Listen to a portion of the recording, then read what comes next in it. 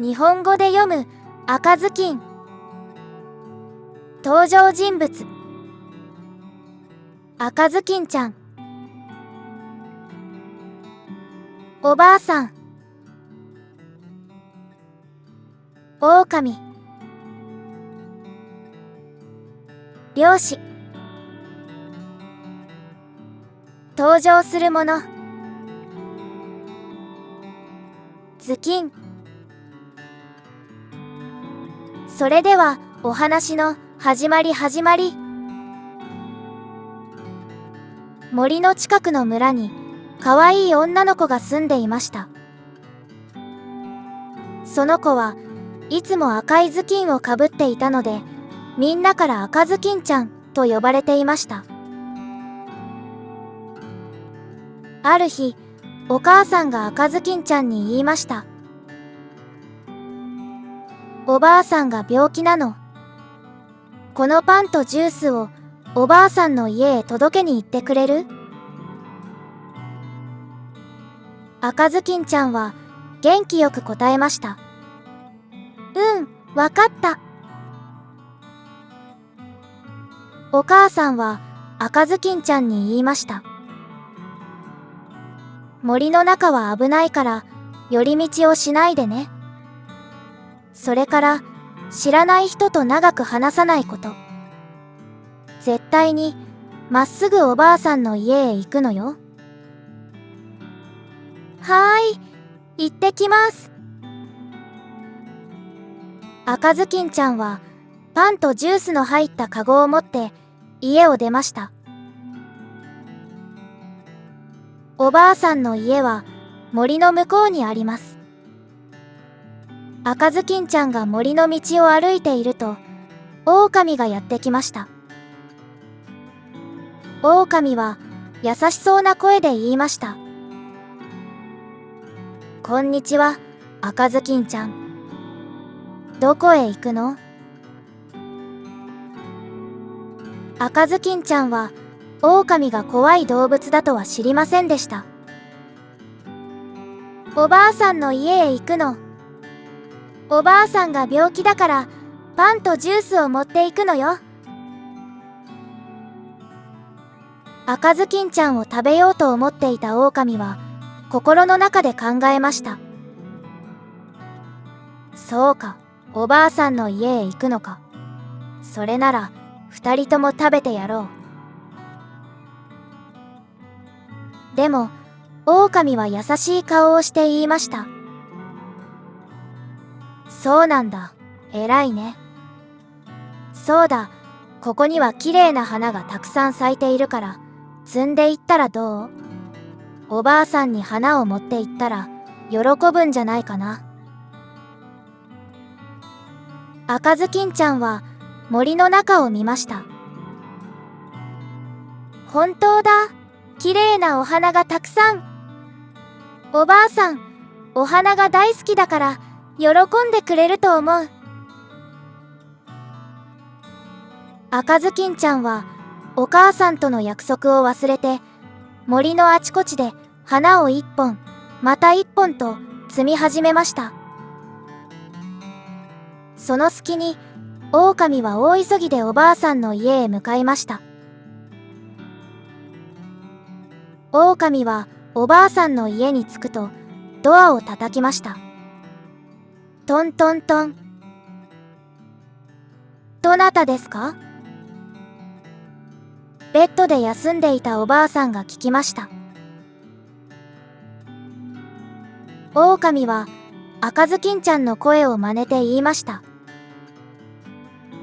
赤ずきんです。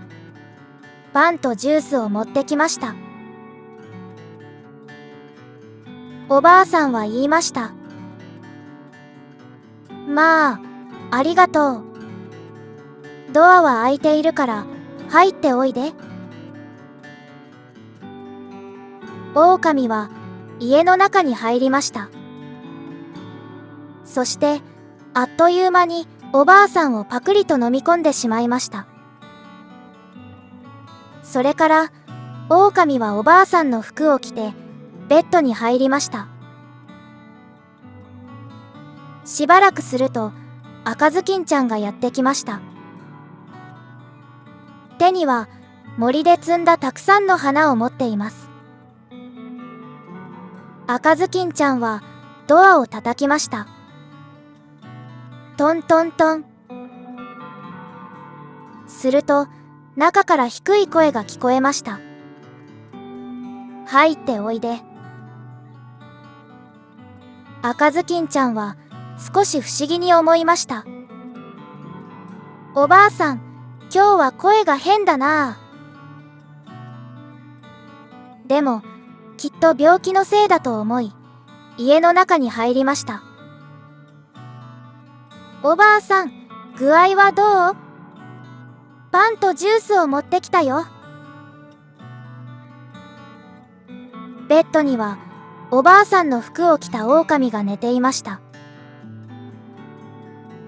赤ずきんちゃんはベッドの近くへ行きました。そして不思議そうに言いました。おばあさんの耳はどうしてそんなに大きいの？狼は答えました。お前の声がよく聞こえるようにだよ。赤ずきんちゃんはまた聞きました。おばあさんの目はどうしてそんなに大きいの？狼は答えました。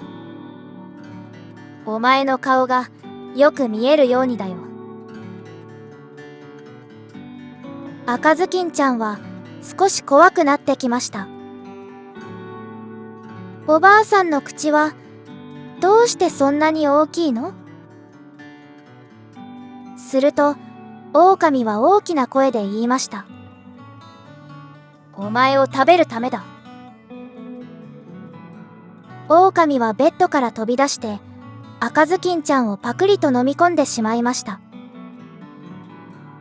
そしてお腹がいっぱいになった狼はそのままベッドで眠ってしまいました。しばらくすると家の近くを漁師が通りかかりました。すると家の中から大きないびきが聞こえました。おかしいな。おばあさんのいびきにしてはずいぶん大きいぞ。漁師は心配になって家の中へ入りました。するとベッドの上で狼が寝ていました。狼のお腹が大きく膨らんでいるのを見た漁師は、これは大変だ。おばあさんが食べられたかもしれない。と思い、狼のお腹をそっと開きました。すると中からおばあさんと赤ずきんちゃんが出てきました。二人とも無事でした。赤ずきんちゃんはほっとして言いました。助かった。もうダメかと思った。おばあさんも言いました。怖かったね。漁師さん、本当にありがとうございます。その後、漁師は狼のお腹に重い石を入れ、元通りに閉じました。しばらくして、狼は目を覚ましました。でも、お腹が重くて、うまく立てません。狼は歩こうと頑張りましたが、とうとう倒れてしまいました。赤ずきんちゃんは安心しました。でもすぐに自分が約束を守らなかったことを深く反省しました。私がお母さんとの約束を守らなかったから、こんな危ないことになってしまったんだ。おばあさん、ごめんなさい。これからは知らない人と長く話さない。森で寄り道もしない。お母さんとの約束をちゃんと守るね。そして赤ずきんちゃんは今度は寄り道をせずにまっすぐ家へ帰りました。今回のお話はここまでです。また次のお話で会いましょう。チャンネル登録もよろしくお願いします。